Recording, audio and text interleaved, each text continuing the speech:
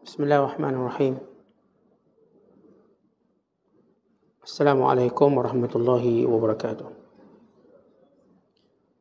Alhamdulillahilladzi arsala rasulahu bil huda wa dinil haqq yudhhirahu 'ala ad-din kullih walau karihal musyrikun. Asyhadu an la ilaha illallah wahdahu la syarikalah wa asyhadu anna Muhammadan abduhu wa rasuluh. Allahumma salli wa sallim wa barik ala sayyidina Muhammad wa ala alihi wa sahbihi ajma'in wa ba'du. Aqala al-musannifu rahimahullahu ta'ala wa nafa'ana Allahu bihi wa bi'ulumihi fid dharain amin. Berkata Imamul Allamah Syekh Abdul Qasim Al-Qushairi, semoga Allah Ta'ala merahmatinya dan kita mendapat manfaat serta barakah ilmunya. Ketahuilah, sesungguhnya ahli hakikat, yakni ahli kebenaran, sebahagian besar telah punah, yakni pupus. Tidak ada yang tersisa di masa kita dari kelompok ini kecuali hanya bekas-bekasnya. Sungguh kelemahan telah terjadi di kelompok ini. Bahkan mereka terkikis dari perang kehidupan. Para guru sufi yang memberi petunjuk kebenaran telah lewat. Ini telah pun hilang. Sedikit sekali para pemuda yang mengikuti jejak dan perilaku kehidupan mereka. Sehingga sifat warak menjadi tergeser dari nilai kehidupan. Kesederhanaan menjadi tergulung. Sifat tamak menjadi lebih dominan dan kuat. Hati terjauh dari rasa hormat pada syariat. Dan sedikit yang bisa dihitung dari mereka yang benar-benar menaruh perhatian pada agama. Dan akhirnya banyak manusia yang menyepelekan batas, yang melampaui batas. Ketentuan hukum antara yang haram dan halal. Yang tidak mengetahui dan membezakannya. Sebagaimana sikap mereka yang meremehkan pelaksanaan ibadat. Maka terhadap kewajiban puasa dan solat pun mereka berbuat sama, yakni meremehkannya. Manusia ini membiarkan langkah-langkahnya menjelajahi lapangan yang menyebabkan dirinya lupa. Menekuni kecondongan yang mengikuti hawa nafsu. Sedikit menaruh perhatian pada pemberian yang belum jelas status hukumnya. Dan mencari perlindungan dari legitimasi dukungan rakyat, wanita dan pemegang kekuasaan. Kemudian kelompok sufi tidak rela dengan transaksi saling memberi yang bersumber dari kebusukan sikap. Sehingga mereka menunjukkan ketinggian nilai hakikat dan perilaku batin. Mereka mengaku telah terbebas dari belenggu perbudakan nafsu. Membuktikan pencapaian hakikat atau disebut wisal. Kaum sufi ini berdiri tegak di atas garis hakikat. Hukum-hukum Tuhan mengalir damai di denyut kehidupan mereka. Dan tidak ada bagi Allah terhadap mereka tentang sesuatu yang buat mereka mengutamakan lalu memilihnya. Sesungguhnya mereka ini seandainya telah tersingkap rahsia-rahsia keesaannya. Tentu semua yang bersifat universal dari keseluruhan alam. Bagi wujud kehendak keesaannya akan terenggut di genggaman mereka. Hukum-hukum kemanusiaan akan tergeser dari mereka. Dan mereka akan tetap dengan cahaya perlindungan Allah setelah peleburan sifat kemanusiaan. Maka Tuhan yang berbicara tentang mereka ketika mereka bicara dan menggantikan mereka ketika mereka bertindak atau ditindaki. Tuhan telah menyatukan dalam gerak tangan, kaki, lidah dan otak kehidupan mereka. Muslimin dan muslimat dan penonton yang dirahmati Allah sekalian. Syekh Abdul Qasim Al-Qushairi menceritakan tentang latar belakang masyarakat Islam. Sesudah kewafatan Nabi SAW.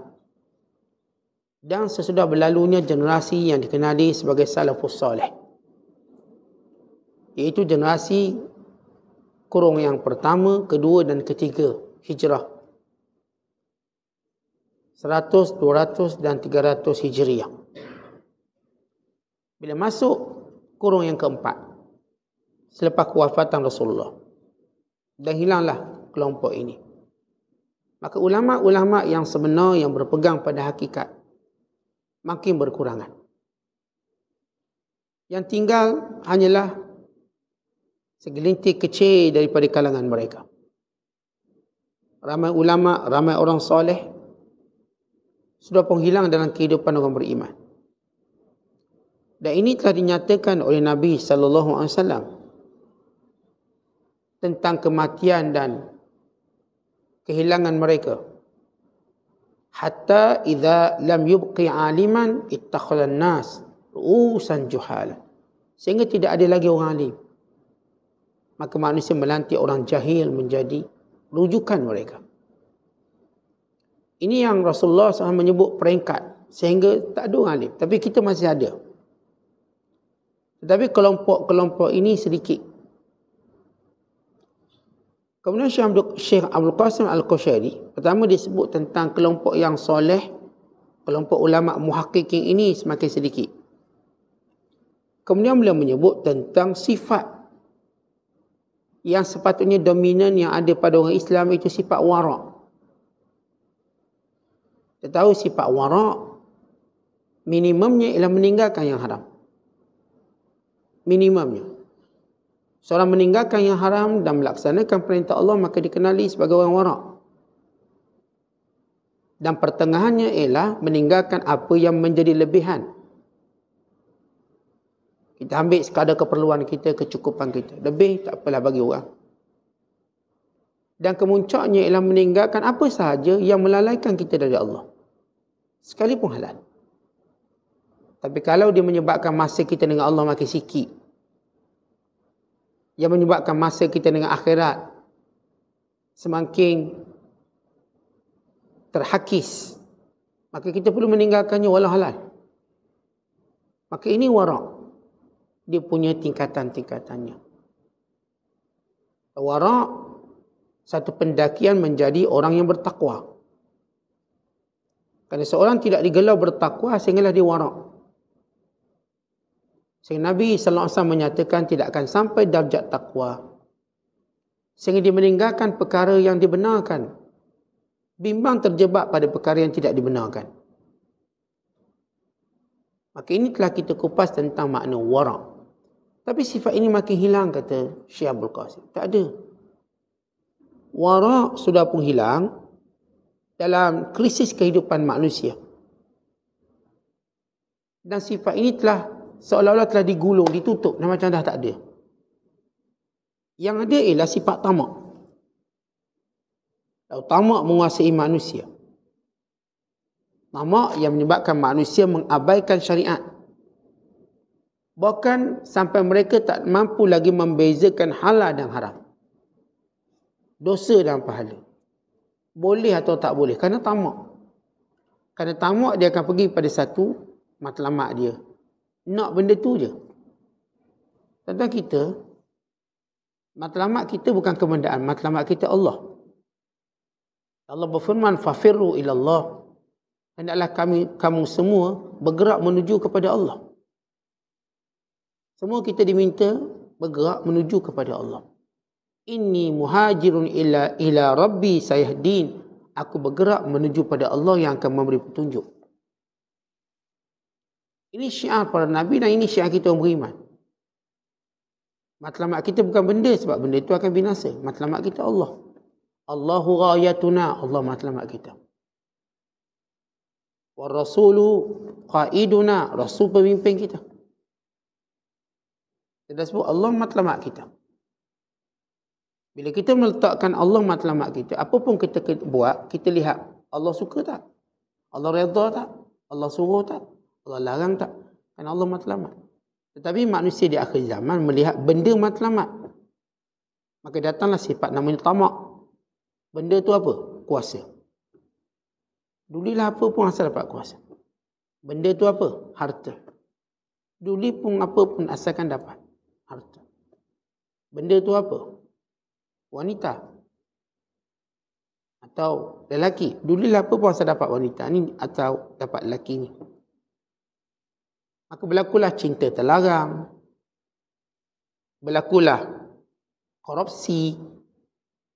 Dan berlakulah penipuan untuk mendapat setiap nilai-nilai matlamat ketamakan. Atau dengan bahasa mudah, tamak manusia pada dunia. Tak lagi mereka tamak pada akhirat. Tamak dunia. Orang dulu dia tamakkan akhirat. Bersungguh nak akhirat. Sehingga Allah memberi ingat. وَلَا تَنْسَ نَصِيبَكَ مِنَ الدُّنْيَا. Jangan lupa bahagian kamu dunia. Jangan lupa. Duk sibuk akhirat sampai lupa. Allah ingatkan jangan lupa bahagian dunia. Hari ini. Duk tamak sangat dunia sampai kita kena pesan jangan lupa akhirat. Dia terbalik. Dulu Allah berpesan. وَابْتَغِ فِي مَا آتَاكَ اللَّهُ الدَّارَ الْآخِرَةِ وَلَا تَنْسَ نَصِيبَكَ مِنَ الدُّنْيا. Carilah matlamat hidup kamu akhirat. Tapi dalam pencarian akhirat jangan lupakan dunia. Berarti dunia pada benda yang orang lupa. Sehingga diingatkan. Cari juga dunia. Hebatnya sahabat dulu. Hari ini orang duk cari dunia sampai lupa akhirat. Sehingga kena ingat semayang belum. Semayang ke belum? Tak sempat. Lupa pula kena semayang. Lupa. Kena ingat. Dulu kena ingatkan dunia, hari ni kena ingatkan akhirat. Sebab dulu orangnya matlamatnya akhirat, maka dunia dia hampir lupa. Sebahagiannya tak nak kahwin, dia lupa dengan akhirat. Lupa sangat dengan akhirat. Lupa mereka kepada dunia, sehingga nak sangat akhirat. Sampai tak nak kahwin. Sehingga Rasulullah tolong ingatkan, pemuda yang dah cukup duit kahwin. Kena ingatkan. Sehingga ini Abdullah bila Amru bin Al-As dia berkahwin umur 12 tahun. Anak dia tak kahwin-kahwin dah umur 20. Maka dia suruh anak dia kahwin. Anak dia tak nak kahwin. Anak nak belajar dengan Rasulullah. Nak mendampingi Nabi SAW. Lalu Amru mengadu kepada Rasulullah. Anak tak kahwin. Nabi panggil Abdullah. Taat ayah kamu. Kahwin. Okey kahwin. Bila kahwin pula tak nak bersama. Tajuk. Maka sekali lagi mengadu. Amru tanya menantu dia. Macam mana suami? Suami macam biasalah. Siang puasa, malam qiyamul lail. Maknanya tak buat apa-apa. Maksudnya tidak bersama dengan isteri. Orang tak cakap lah. Dia orang tak pernah sentuh saya. Tak cakap macam tu. Dia cakap siang puasa, malam qiyamul lail. Dia bukan macam qiyamul lail macam kita 5 minit sebelum subuh. Ni sepanjang malam. Sepanjang malam qiyam. Mereka bangun untuk qiyam. Mereka bukan bangun nak peluk bini. Peluk suami. Jadi Amru jumpa dengan Nabi SAW. Cerita. Nabi panggil lagi. Wahai Abdullah. Dengar cakap ayah kamu. Berikan hak isteri kamu. Akhirnya barulah dia beri hak pada isteri dia. Macam tu dia lupa. Kita hari ni lain. Sibuk dengan dunia sampai kita kena ingatkan tentang akhirat. Jangan lupa belajar tu belajar. Seminggu sekali datang belajar. Kena peringat. Tak dang seminggu sekali, sebulan sekali. Tak dang juga sekali sama hidup. Suruh datang juga. Kena peringat. Datanglah solat Jumaat. Tak ada datang tiap-tiap hari sekali-sekala. Datang satu waktu pun okey lah. Ni kena peringat. Walahal. Solat Jumaat tak payah peringat lah. Itu tanggungjawab dia. Kena peringat dia baca Quran lah. Ni kan dah bulan Ramadan. Bacalah Quran banyak sikit. Tak dang. Bulan Ramadan pun tak sempat. Sebab apa? Bakal lemang pula bulan Ramadan. Sibuk melemang, sibuk kuih raya. Yang lain sibuk benda lain pula. Kita kena pesang dia sebab dia tak jadikan akhirat bukan matlamat lagi. Dunia. Kan kita paksa pesan. Paksa pesan solat. Paksa pesan menuntut ilmu. Paksa pesan buat itu, buat ini. Semua kena pesan. Dulu mereka dipesang buat benda dunia. Sebab lupa dunia. Hari ni orang lupa akhirat. Maka kena pesan. Akhirnya yang duk tengok bola ramai-ramai lupa nak solat. Yang duk fanfare, duk berpesta, lupa nak solat. Kenapa? Kena ingatkan. Akhirnya letak signboard. Sembahyanglah kamu sebelum kamu disembahyangkan. Kena ingat. Begitu jiwa tamak yang ada pada manusia. Kata Syekh Abdul Qasim, dah tamak pula ada. Bila tamak ada, dia tak pedulikan syariat. Dan sebahagian mereka pula meremehkannya, tak melaksanakan solat, puasa dan lain-lain. Dan mereka membiarkan langkah-langkah mereka hanya untuk hawa nafsu dan hanya untuk mendapat sokongan rakyat. Yang penting rakyat sokong. Berselindung di sebalik sokongan rakyat. Berselindung di sebalik kekuasaan. Berselindung di sebalik wanita. Berselindung di sebalik perkara-perkara syahwat ini. Kata inilah fitnah. Fitnah di akhir zaman kita tengok. Orang kita dia takut netizen daripada takut Tuhan. Jangan netizen kata. Tuhan kata tak apa. Okay, takutan. Berselindung di sebalik sokongan rakyat. Penting rakyat sokong. Buat apa tak apa.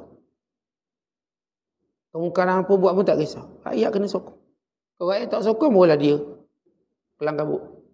Kata Allah mereka lupa. Maka ini zaman, kata Syekh Abdul Qasim Al-Kushairi. Zaman orang tamak. Zaman tak boleh hukum syariat. Tak membezakan halal haram. Bukan meremehkan syariat. Bagi mereka orang sembahyang ni macam tak hebat. Orang tak sembahyang tu nampak moden. Nampak macam educated. Sembahyang nampak macam kampung sikit. Bila buat benda-benda ibadat nampak macam kurang sikit. Tapi bila buat hal dunia nampak hebat. Masuk meeting nampak hebat. Masuk masjid nampak kampung. Bila masuk meeting dengan tie ni, saya kata, mana meeting? Projek habuk pun tak dapat, meeting je. Bila masuk masjid nampak macam bawa pun motor buruk. Buruk. Motor yang batuk tu. Ujak batuk motor.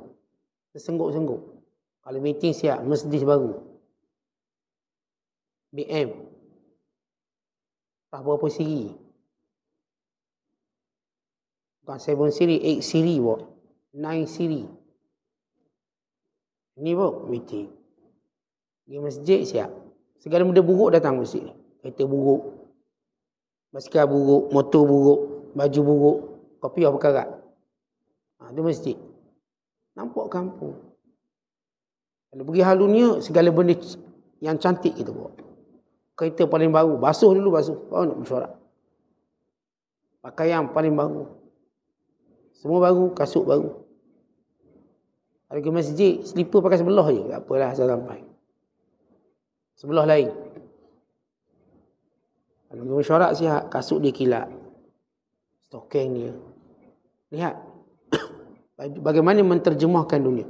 Sedangkan Allah sebut dalam Quran, Ya Bani Adam, khuzu zinatakum inda kulli masjid. Wa kulu, washrabu, wa la tusifu. Innahu la yuhibbul musrifin. Wahai anak Adam, kalau kamu nak ke masjid, ambillah segala perhiasan yang paling indah. Ambil yang paling indah untuk kamu ke masjid. Makanlah, minumlah yang kamu melampau. Allah ajar kita, mana kita nak ke masjid, biar paling baik. Biar nampak, oh awak kalau ke masjid mesti segak. Segak. Tak ada orang fikir ke masjid segak sebab nak mengorak. Tapi kalau pergi kat lain segak, bini pun was-was. Ni gimana bang? Meeting ke? Apa ni? Meeting ke? Dating. Nampak lain macam perfume pun lain. Tapi kalau kita pergi lawan masjid, bini tak kata kita pergi dating. Kita pergi jumpa ustaz lah tu. Maksudnya, tak ada orang nak tohmah kita. Masalahnya macam saya sebut, pergi masjid buat lebih kurang. Ya. Ini kopiah yang 20 tahun dulu. Berserawa kopiah. Sayang nak beli baru. Kalau main golf tu topi lain-lain. Siap tournament topi lain. Main golf tak, topi lain-lain. Ni topi mana pula ni? Lain pula ni. Ni beli kat UK pula. Tapi kalau kopiah daripada kita kenal, 20 tahun dulu, kopiah tu dia pakai. Dia punya bau dari jauh. Itu nak ke masjid. Bau dari jauh. Ni macam kenal. Ni cik mak lah ni. Tuan-tuan, kita mengabaikan apa yang Allah sebut. Khuzu zinatakum inda kulli masjid. Tunjukkan segala perhiasan waktu kamu mendatangi rumah Allah. Datang rumah Allah. Tunjuklah benda-benda yang baik. InsyaAllah jubah nampak baru. Narik je buat dia. Nampak pakaiannya Masya Allah. Bersih nak pergi masjid. Satu habuk pun tak ada. Satu titik kotor pun tak ada. Kerana masjid. Kopiah dia banyak. Banyak kopiah ni. Kopiah subuh lain, maghrib lain, Masya Allah. Niat dia untuk tampilkan keindahan waktu menyembah Allah. Dan saya kata ada orang dia ada koleksi topi macam-macam. Pergi rumah dia macam-macam topi dia ni. Tu boleh cerita topi Gelda, topi helmet dia. Topi goh, goh. Saya ada tahu. Dia tanya mana kopiah? Kopiah tak ada. Ya, kopiah, Ustaz ada kopiah satu? Tanya gitu. Pinjam kopiah Ustaz? Kopiah. Maksudnya kecenderungan dunia tu kuat. Kuat sangat-sangat. Sampai benda akhirat kena ingatkan. Maka ini zaman, Abdul Qasim Qusyayri sebut zaman dia. Tentang zaman dia. Kita dah sebut tentang beliau hidup sekitar tahun, kita katakan 300 hingga 400 Hijriah. Artinya lebih kurang tak sampai 100 tahun selepas golongan yang disebut sebagai Salafus Saleh. Kita ni 1444. Lagi jauh. Agak-agak bagaimana nilai kehidupan kita hari ini, keadaan manusia hari ini. Maka kita berada pada zaman disebut fitnah. Apa sebut fitnah? Apa maksud fitnah? Fitnah bila kita sebut ni zaman fitnah, bukan makna orang berfitnah kita. Sehingga ulama menyusun Kitabul Fitan. Kitab menerangkan tentang fitnah akhir zaman. Fitnah ni apa? Fitnah apa sahaja yang menjadikan agama kita terancam. Maka disebut fitnah. Satu, nilai makna fitnah pertama. Supaya kita faham dulu, kalau kita sebut fitnah agama, bukan kita fitnah ke orang. Kita fitnah dia, fitnah tu. Dan itu fitnah lain. Kita bercakap fitnah yang sebenar. Yang disebut Kitabul Fitan, kitab dan menerangkan fitnah. Fitan akhir zaman. Fitnah dengan maksud pertama, dia mengganggu agama kita. Yang kedua, maksud fitnah, kita menjadi susah kerana benda itu. Jadi susah. Maka itu fitnah. Yang ketiga, maksud fitnah, kita akan berduka cita kerana sebab itu. Duka cita sedih kerana sebab itu. Maka ini disebut fitnah. Yang pertama, yang mengancam agama. Yang kedua, menjadi susah, kesukaran, payahan. Yang ketiga, menjadi sebab kesedihan. Dan nilai ini kita bicara tentang fitnah. Fitnah tertinggi ialah mengancam agama. Dan diikuti yang kedua, menyebabkan kesedihan. Sedih melampau-lampau. Sehingga kita dah sebut penyakit utama dunia sekarang ialah sedih. Kemurungan. Bukan kanser, bukan jantung. Itu secara fizikal. Penyakit paling banyak ialah penyakit berkait dengan kemurungan mental manusia. Sedih. Dapat duit banyak pun sedih. Sebab dia nak banyak lagi. Walaupun dah diberikan kemewahan, sedih lagi. Kita tak tahu macam mana hentikan sedih dia. Sedih semacam. Kerana dia tidak ada sifat qanaah. Sifat redha dengan apa yang dia ada. Dia cuma ada sifat tamak, tak kecukupan selalu. Maka sedih. Kadang dah duduk membanglo pun sedih lagi. Sebab apa? Rumah kawan kita besar lagi. Kita semidi. Dia sebiji. Sah. Semidi ni bertangkut lagi sebiji. Oh, rasa. Dia punya parking setengah hektar. Oh, tengok. Sedih kita rumah kecil-kecil. Bila dah nak dapat rumah besar. Ini fitnah. Yang disebut oleh Nabi SAW, dah dapat sebanyak 3,000. Masih lagi marah. 3,000 tu banyaklah zaman tu. 3,000.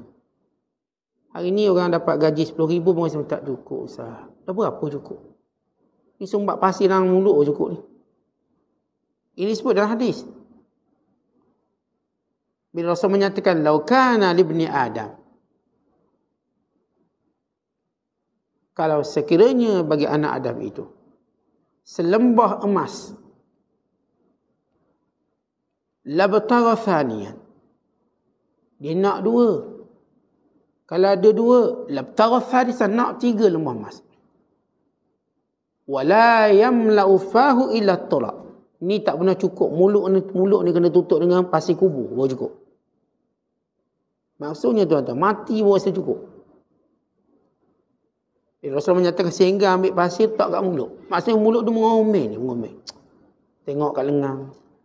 Yang kecilnya gelang saya bang. Gelang sebelah gelang besar. Besar kepala lutut abang. Kecil. Sedih kecil. Kenapa abang bagi hadiah kecil?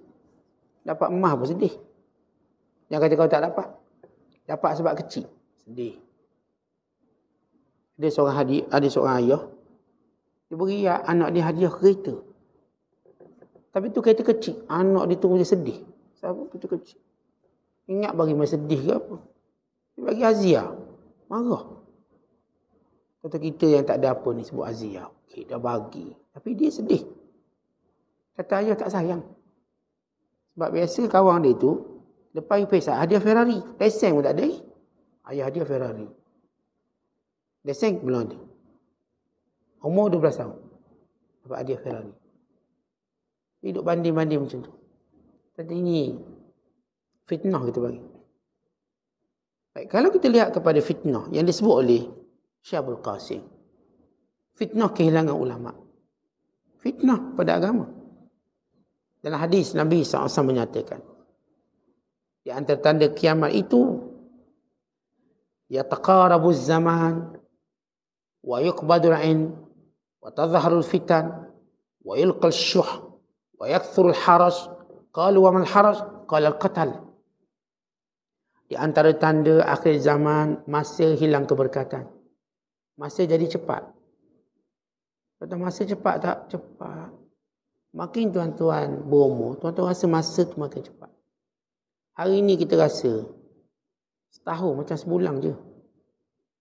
Setahun tu macam sebulan. Sebulan tu macam seminggu. Seminggu tu macam sehari. Sehari tu macam 1 jam je. Dan ni sehari dapat apa? Tak ingat buat apa. Kalau ditanya apa dia ingat? Sejam benda yang dia ingat. Sejam benda yang dia buat. Yang ni tak ingat.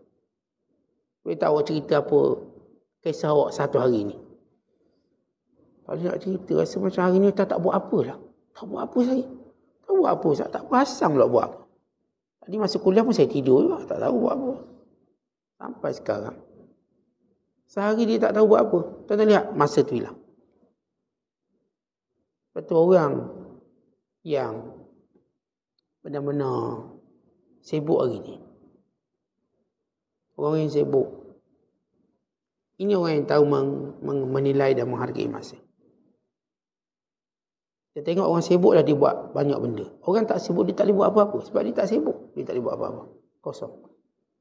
Maka masa di sini tak ada. Sehingga kata ulama. Aku cemburu orang yang tak buat apa-apa masa dia. Kalaulah aku dapat membeli masanya, aku beli masa dia.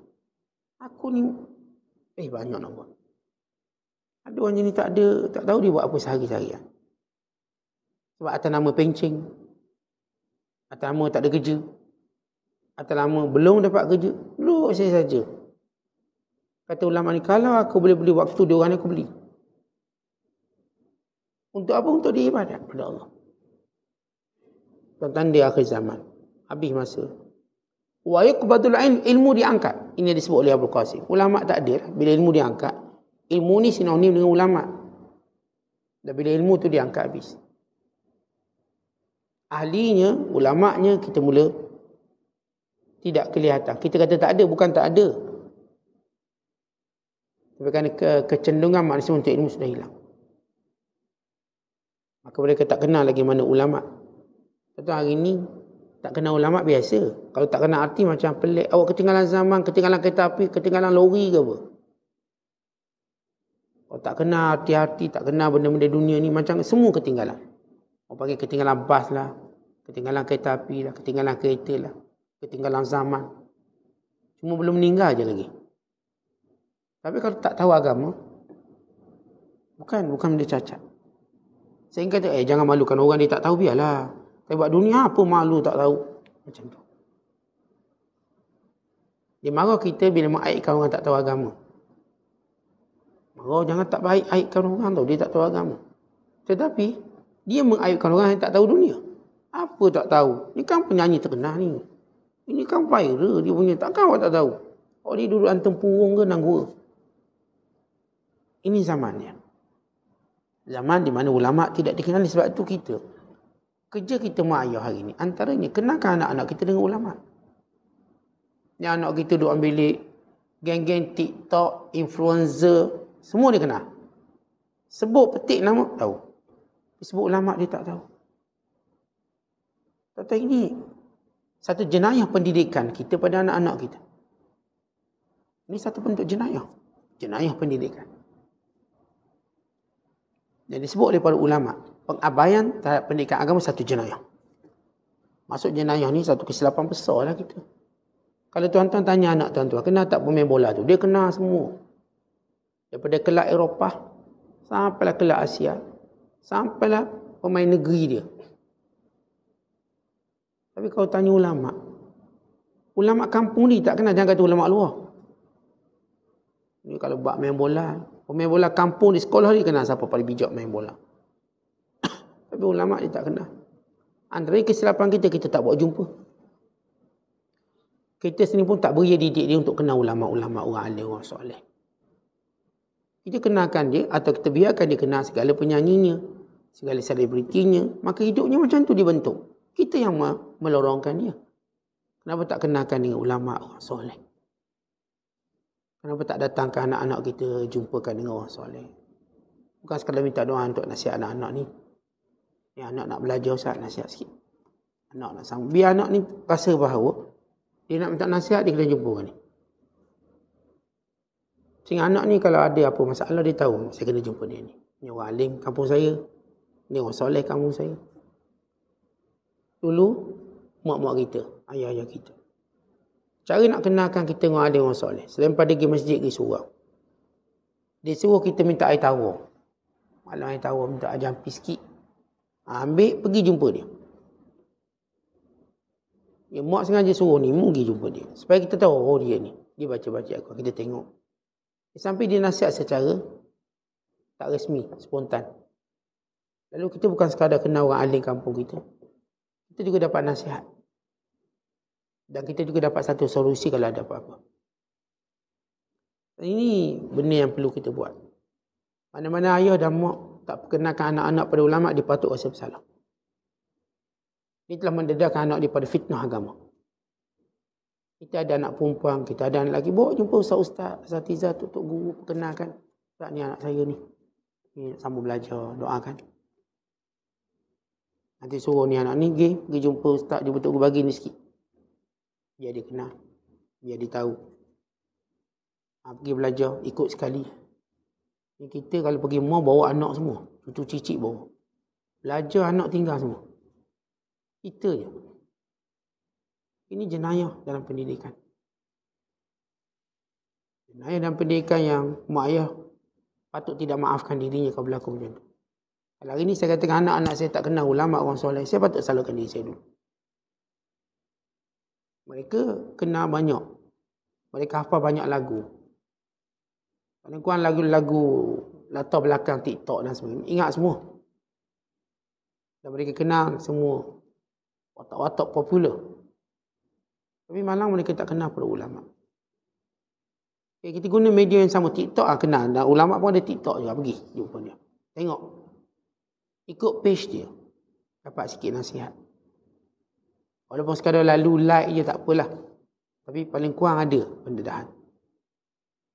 Kemudian kata Rasulullah, fitnah ini, wa tadhharul fitan, maka berlakulah fitnah yang banyak di akhir zaman. Wa yulqasyuh, maka banyaknya tamak. Semua orang tamak. Semua orang bercakap tentang apa yang dicapai oleh dirinya untuk tunjukkan ketamakan dia. Wa yakthurul haraj, dan banyaknya kematian. Banyaknya pembunuhan. Di akhir zaman ni tuan-tuan, sehingga disebut dalam hadis, orang tak tahu kenapa dia dibunuh. Datang seorang mengamuk, tembak semua. Kenapa? Tak sebab dia mengamuk, dia pun tembak je lah sampai dekat depan. Benda itu dah berlaku di banyak negara. Negara kita alhamdulillah masih terpelihara. Tapi tidak mustahil. Tidak mustahil. Ada baru terbaru seorang remaja perempuan. Bawa senjata api pergi ke tempat kerja atau tempat belajar. Dia tembak. Suka-suka tembak. Yang lebih terbaru, seorang duduk depan pusat beli belah dekat Amerika. Siapa pun lalu ditembak. Termasuk anjing kena tembak sekali. Budak kecil kena, perempuan kena, anjing kena. Kenapa? Tak tahu, dia tertekan, ditembak. Maka ini apa disebut oleh Nabi SAW. Bila Nabi kata, tazahul fitnah, fitnah akan berlaku. Syekh Abdul Qasim menyebut secara spesifik fitnah. Antara fitnahnya bila ulama kurang. Maka itu fitnah. Tengok masjid surau orang kuliah tak ada. Fitnah. Fitnah pada agama. Tengok pula keluarga, jiran, semuanya tak encourage kita, tak galakkan kita hal agama. Itu fitnah. Satu hari, bila Umar Al-Khattab bertanya pada seorang sahabat, apa itu tentang fitnah yang berlaku? Maka kata Hudzaifah bin Yaman, fitnatul rajul fi ahlihi wa malihi wa nafsihi wa waladihi wa jarihi. Seorang tadi akan terhakis agamanya disebabkan isterinya atau suaminya. Fitnah tu. Yang berkahwin, yang ada isteri, yang ada suami, agamanya makin tercemar, makin kurang. Dan juga kata Hudzaifah bin Yaman, fitnahnya pada hartanya. Hartanya tak mendekatkan dia pada Allah, melalaikan. Itu fitnah. Dan fitnah pada dirinya sendiri. Dirinya sendiri terfitnah dalam agama. Dia sendiri tak bersemangat nak buat hal agama dia. Isteri dia satu, suami dia satu, harta dia, kerja dia penyembah. Dia sendiri pun motivasi agama lemah. Nak sembahyang subuh payahnya. Habis bergerak nak solat subuh. Nak pergi solat Jumaat payahnya. Motivasi agama ni terlalu rendah. Nak tutup aurat payahnya. Dah tua, dah tutup lah aurat. Nak payah. Tak bertudung lagi. Nak tunggu apa? Belum sampai seru sah. Nak tunggu seru malaikat maut ke apa? Belum sampai seru, sebab tu saya tak pakai lagi. Ini motivasi dalam diri beragama lemah. Ini fitnah. Kita patutnya tuan-tuan makin kita berumur, motivasi agama makin kuat. Kita dah nak tinggal dah dunia ni. Kita dah tengok kawan-kawan kita sedang menghuni kubur-kubur yang berada dekat rumah kita. Ni bukan orang lain, Ustaz sekelas saya. Ni ketua kelas dulu, Ustaz ni ketua pengawas. Ni dulu Ustaz, ex-girlfriend pun dah mati. Ex-girlfriend pun mati lah. Tua kita ni. Ni saya punya kawan lama. Ni habis. Patutnya motivasi agama dalam diri dengan melihat kematian rakan-rakan sebaya.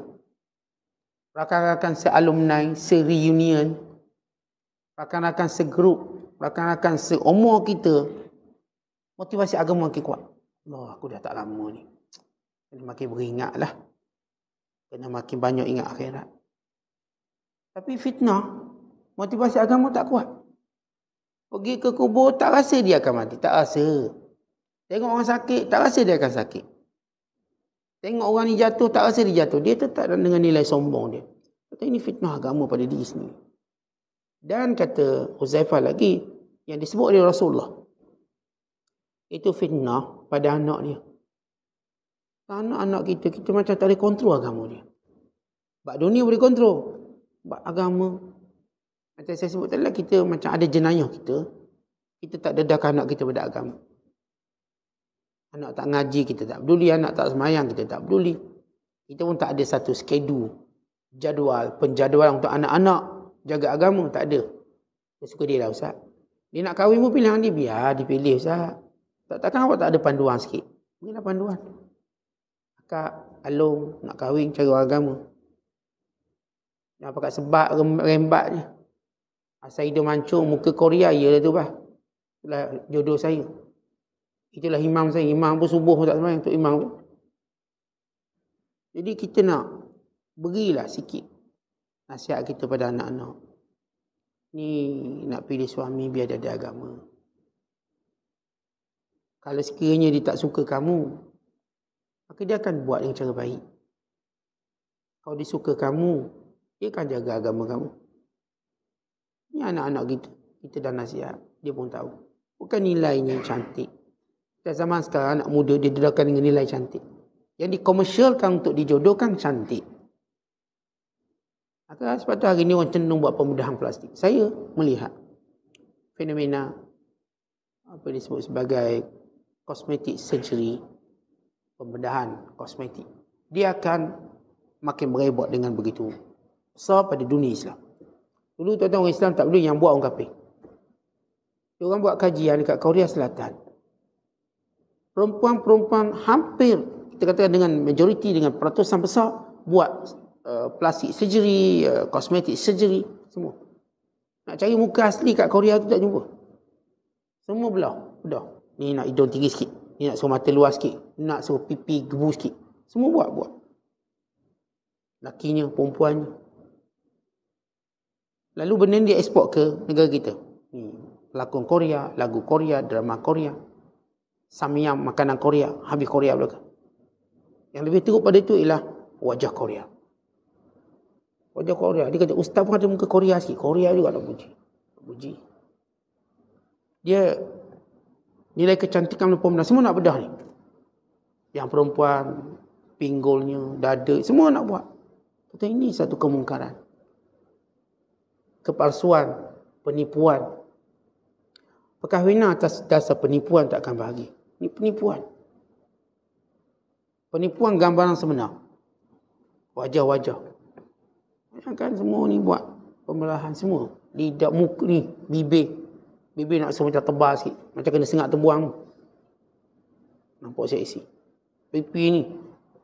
Biar nampak macam bengkak kena tumbuk tu. Nampak seksi. Sekian-sekian. Laki sama perempuan. Dan ini mula meracuni dunia umat Islam. Dan saya bila orang tanya saya tentang hukum pembedahan ini dan itu. Dan kita ada garis panduan kita. Bukan kita kata mutlak kita tolak, tidak. Ya, plastik surgery, plastik surgery ada waktu dibenarkan atas sebab-sebab syariat. Orang yang cacat, orang yang mungkin ditimpa kemalangan, sampai rosak muka, buruk wajah, ketakutan, khususnya pada suami isteri, maka dia boleh buat. Dibenarkan. Isteri accident muka kemik. Suami sentiasa rasa malamnya malam berhantu, takut tengok bini. Okey, buatlah. Biar nampak malamnya seperti di syurga. Tidak saat malam rasa macam dalam kubur. Bini seram tengok muka. Okey, buatlah, tak apalah. Itu alasan ada. Sebab muka dia rosak. Kita suami pun muka rosak katakan. Sebab accident, sebab apa-apa. Okey, boleh buat pembedahan. Laku kebakaran, boleh buat pembedahan untuk selamatkan kulit. Kita tak menolak ilmu secara mutlak. Tapi ada garis panduan. Syariat kita ni bukan tolak, bukan terima. Tapi ada filter. Kita bukan nak sebut je Islam tolak semua benda. Tak, bukan. Sebut je Islam terima semua benda. Tak, kita tak tolak semua benda. Kita tak terima semua benda. Kerana semuanya itu ada garis panduan. Kita ada filter kita. Kita tidak menolak air yang keruh. Bagaimana kita boleh jernihkan. Kita juga tidak menerima semutlak air yang jernih. Kalau ia bersifat merosakkan. Kita tengah. Maka saya kata saya tak tolak plastik surgery, kosmetik secara mutlak. Ada waktu dibenarkan. Kalau isteri mengalami catatan fizikalnya, menjadikan suaminya bermasalah dengannya, maka boleh. Dadanya ada masalah, Ustaz. Dia punya sekian-sekian. Nampak macam lelaki sikit. Maka nak nampak, buat pembedahan untuk nampak perempuan lah sikit. Tidak, budak ni payah dapat jodoh, Ustaz. Dibuat atas alasan yang dibenarkan oleh syarak. Dibenarkan oleh syarak. Saat dia punya bulu mata ni melekat tangguh. Orang tengok takut. Saya nak minang macam mana anak saya. Saya pun buat ni biar dia tak tangguh. Okey, dibenarkan. Sebab ni wajah anak saya berbulu. Berbulu. Jadi kita pun nak buang bulu ni. Doktor kata tak boleh buang macam itu. Kena tukar kulit ni. Kena tukar kulit. Buat pun dah kena ambil kulit kuda, tak kena ni. So, dia nampak licin, tegang. Okey, dibenarkan. Atas alasan wajah tadi menakut dan sebagainya. Gigi pula takut saat gigi dia. Gerung gigi. Ini Pontianak pun takut tengok gigi dia. Jangan kata kita, Ustaz. Oh, kita pun buat. plastik surgery atau pembedahan biar rawat sikit gigi, biar cantik. Tak, itu tak salah. Islam membenarkan. Islam membenarkan dipanggil islah al-ib atau memperbaiki kecacatan. Yang dipanggil munaffirah yang menyebabkan orang lari. Orang takut. Tengok muka dia tu orang takut. Jadi kita pun buat, dibenarkan. Tapi masalahnya cerita orang menipu. Nak suruh lawa lagi, lawa. Akhirnya apa dia buat? Lagi uduh. Bukan lagi lawa, lagi uduh. Yang semula jadi tu dah cantik. Tak puas hati. Saya nak lebih cantik. Akhirnya dia pun buat benda-benda yang memudaratkan dia. Baik, kembali kepada apa yang kita sebut tentang fitnah. Bila Syekh Abdul Qasim menyebut tentang sikap manusia yang mula mengabaikan perintah-perintah Allah Ta'ala, mengikut hawa nafsu. Dan yang menjadi kekuatan mereka ialah dukungan rakyat. Suara ramai, suara keramat. Yang menjadi kekuatan mereka ialah wanita, cinta. Asalkan saya cinta, pedulilah tentang syariat. Yang menjadi kekuatan mereka ialah kekuasaan. Saya cuma nak kuasa. Saya rasuah ke? Saya naik dengan menipu ke? Naiklah. Kata ini yang disebut oleh Nabi SAW tentang akhir zaman. Bila Rasulullah SAW menyebut tentang akhir zaman, kata Rasulullah, yakunu as'adan nas bid dunya Luka ibnu Luka. Kata baginda sallallahu alaihi wasallam, akan jadi orang yang paling rasa bahagia di dunia ini ialah Luka bin Luka. Apa itu Luka? Orang jahat, anak orang jahat. Itu yang mengambil semua dunia. Orang baik tak boleh ambil dunia. Orang jahat je boleh ambil. Dia menipu, dia khianat. Semua orang masih bagi peluang kepada dia. Maka ini fitnah yang berlaku. Ketamakan berlaku. Sehingga bila fitnah ini berlaku, maka muncullah kelompok yang ingin mengubah. Inilah kelompok sufi. Dan inilah sejarah sufi. Saya sufi lahir bila mana melihat manusia tamak. Bila mana melihat manusia tidak mengutamakan Allah dalam kehidupan. Bila mana melihat manusia tidak lagi letak perbezaan halal haram dosa pahala. Bila mana manusia meremehkan syariat, maka lahir golongan ini. Sebagai keseimbangan. Sebagai satu dakwah untuk menghadapi fitnah ini. Lalu mereka berbicara tentang ketuhanan. Mereka berbicara tentang kekuasaan. Mereka tunjuk mudahnya beribadat. Dan mereka buat ibadat lebih banyak. Untuk tunjukkan ibadat bukan beban. Tentang kalau orang hari ini berkata, Ustaz, kita orang kerja sehari 16 jam. 18 jam. Tak rasa penat tak? Ini kita punya our lifestyle. Our lifestyle, kita punya cari tu. Kita Ustaz menari 8 jam. Lifestyle. Mereka cuba jadikan semua beban dunia itu cara lifestyle mereka. Seronok. Maka Allah lahirkan kelompok hamba Allah. Yang tunjuk lifestyle mereka beribadat pada Allah. Lalu mereka membaca Al-Quran seharian mereka. Pagi sampai petang. Mereka khatam satu hari. Ibn khatam siang dan malamnya. Lihat, ini dia lifestyle sebenar. Dan mereka tunjuk bagaimana mereka menekuni ilmu sehari semalam. Ini lifestyle sebenar. Mereka tunjuk diri mereka bagaimana mereka berlapar. Bukan sekadar Ramadan. Setiap hari. Lifestyle mereka. Yang sebenarnya Allah tuntut beribadat padanya. Baik, kita bandinglah. Yang letak lifestyle kerja, lifestyle bersukan, berpuluh jam. Apa kesudahannya? Kalau setiap manusia dinilai dengan bagaimana ia berkesudahan. Yang kesudahan dia 16 jam kerja, 18 kerja atas nama bisnes, nak menjadi orang yang hebat dalam perniagaan. Tengok kesudahan dia macam mana. Lihat kemurungan, lihat kesedihan, lihat tekanan. Lihat kesan buruk daripada dunia yang disibukkannya. Lihat. Ini yang lifestyle-nya cuma main. Lihat bagaimana kesudahan akhir pemain-pemain ini. Mana pemain-pemain ini sesudah bersara? Cuba cari dia orang.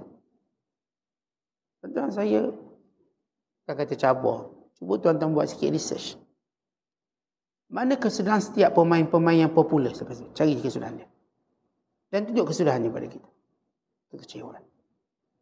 Cari semua artis-artis yang pernah glamour. Lihat kesudahan dia. orang yang tidak ada lagi matlamat hidup. Cari pelakon-pelakon yang glamour, yang pecah punggung. Orang tengok cerita dia, pecah panggung. Semua. Cari mereka sekarang, di mana mereka?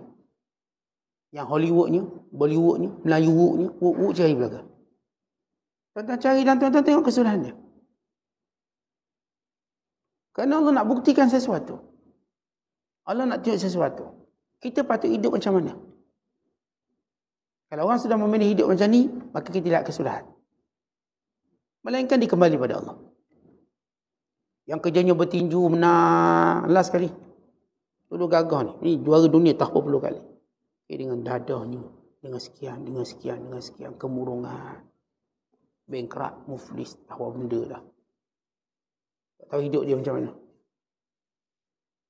Jadi saya kata cari orang ni, yang telah nyatakan lifestyle dia ialah dengan main, melakon, semua kesudahan hidupnya waktu tu.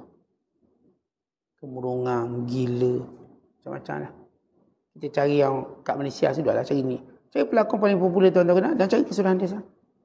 Tengok dia kat mana. Cari dia. Melainkan dia kembali pada Allah. Cari penyanyi popular dan tengok kesudahan akhirnya. Cari dia kat mana. Melainkan dia kembali pada Allah. Kembali pada Allah, dia kembali pada lifestyle yang dituntut oleh Allah. Wa ma khalaqtul jinna wal insa illa liya'budun.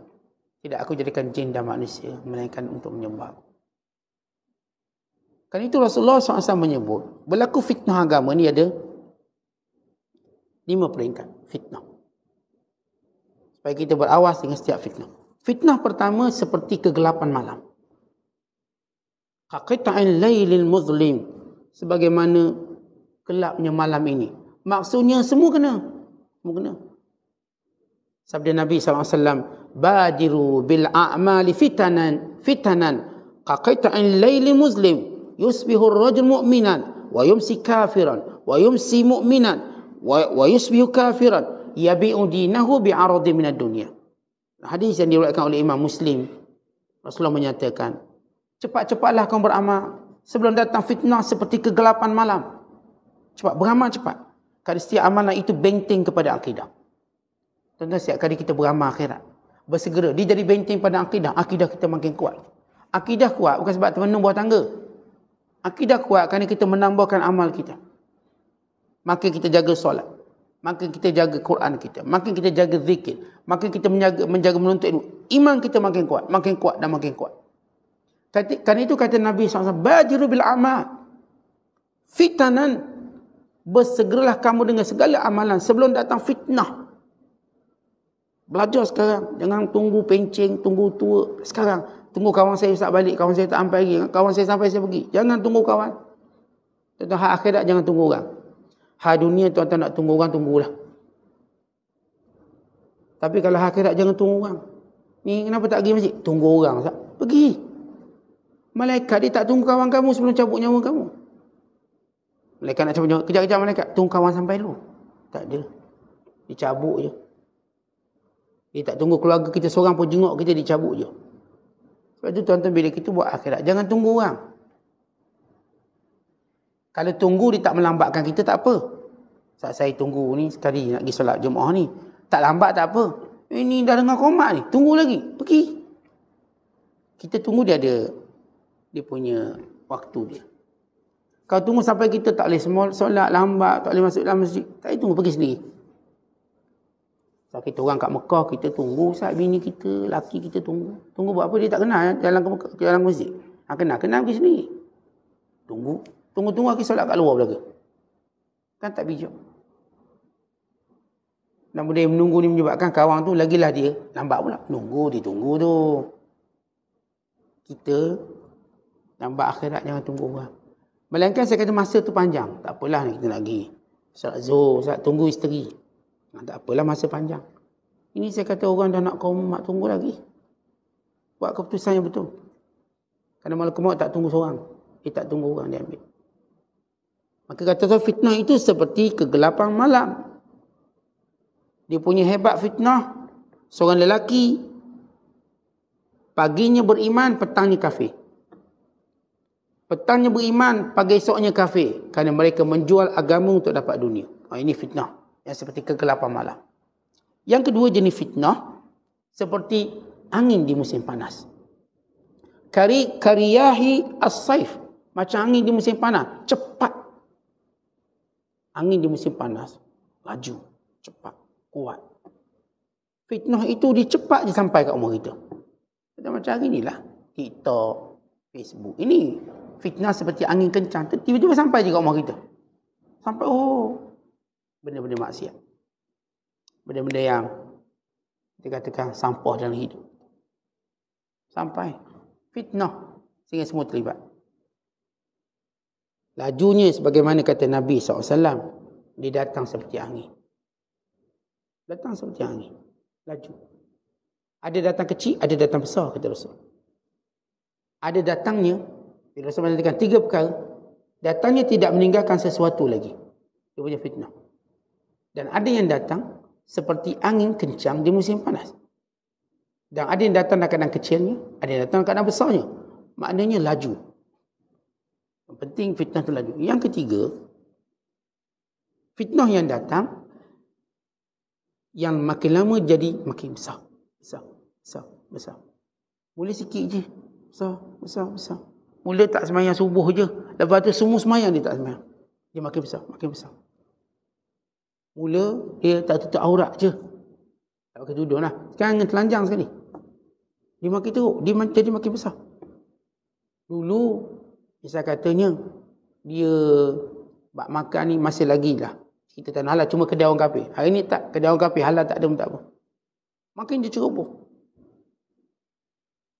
Makin fitnah agamanya dia makin besar-besar yang disebut sebagai yurakkiku ba'daha ba'dan. Makin lama makin dia nampak makin besar. Yang keempat, fitnah seperti laut, ombak laut. Tamuju kamaujil bahar. Dia seperti ombak laut, dia macam mengejut datang. Seperti ombak laut. Atau terlingkup. Kadang tenang, kemudian mengejut, lingkup. Ini lagi fitnah, jenis fitnah. Yang kelima kata Nabi sallallahu alaihi wasallam, fitnah yang datang sedikit demi sedikit menghampar hati orang beriman seperti dihampanya tikar. Diulang. Fitnah jenis ini, kata Nabi SAW, faman taqabbalaha halak. Wa man raddaha ihtada wa naja. Siapa yang membiarkan fitnah ini masuk dalam hatinya, maka dia akan binasa. Siapa yang menolaknya, dia akan selamat dan mendapat hidayah. Fitnah ini kata Nabi SAW dalam hadis. Dia akan datang sedikit demi sedikit. Yang tadi sikit-sikit makin besar. Ini tak dia datang sikit-sikit. Lalu dia menyebabkan hati itu dititik dengan titik hitam. Fitnah datang sikit-sikit. Sehingga hati itu dititik dengan titik hitam. Sehingga keseluruhannya hitam. Bila seluruhnya hitam, kata Rasulullah, la ya'rifu ma'rufan wa la yunkiru munkaran illa ma ushriba min hawahu. Waktu hatinya dah hitam, dia tak tahu mana baik mana buruk. Dia tidak lagi mengingkari kemungkaran. Biarlah dia buat mungkar, Ustaz, kubur dia bukan kubur kita. Dia tak nak lagi ingkar. Yang penting dia cuma marah kalau hawa nafsunya tak dipenuhi. Tuan-tuan kita hari ni, kemarahan kita pada agama tak ada. Pada perkara kalau orang ceroboh agama. Tapi kalau dia ceroboh hak kita, hawa nafsu kita, itu marahnya tak habis. Dia potong kiri, kita punya marah lain macam. Tapi kalau agama dia persendakan, kita tak marah. Sebab apa? Hati kita dah hitam. Kita tak tahu mana satu kemungkaran yang patut kita cegah. Yang kita nampak, hawa nafsu kita jangan dicegah. Maka ini 5 jenis fitnah yang berlaku. Sehingga lahirlah golongan namanya Sufi. Bagi menentang fitnah ini. Lalu mereka memperbaiki, menunjukkan contoh. Mereka berdakwah. Mereka tunjukkan golongan yang cinta kerana Allah. Yang percakapan mereka ialah percakapan Allah. Tindakan mereka daripada Allah. Maksudnya semuanya daripada apa yang Allah perintahkan. Mereka tak cakap, mereka daripada Allah. Tangan, kaki mereka bergerak dengan perintah Allah. Lisan, lidah mereka bercakap dengan ilham yang Allah berikan. Teguran, nasihat daripada Allah. Bukan daripada kebencian, kemarahan, tidak. Ini dari Allah. Semua dari Allah. Golongan ini muncul. Untuk menyekat golongan yang tamak dan golongan yang sudah tidak ada lagi warak. bangkit membentengi agama ini dan memperbaiki kerosakan yang muncul. Makinlah dia golongan sufi. Ini kerja orang sufi. Bukan kerja orang sufi, makan minum tidur, biarkan masyarakat buat mungkar. Kerja orang sufi, islah masyarakat. Memperbaiki orang-orang yang saya katakan dalam diri dah dominan tamaknya. Dan dalam diri sudah tidak ada waraknya. Dan diri cuma ada dunia dan hawa nafsunya. Bukannya Allah dan akhiratnya. Wallahu a'la wa bissawab. Assalamualaikum warahmatullahi wabarakatuh.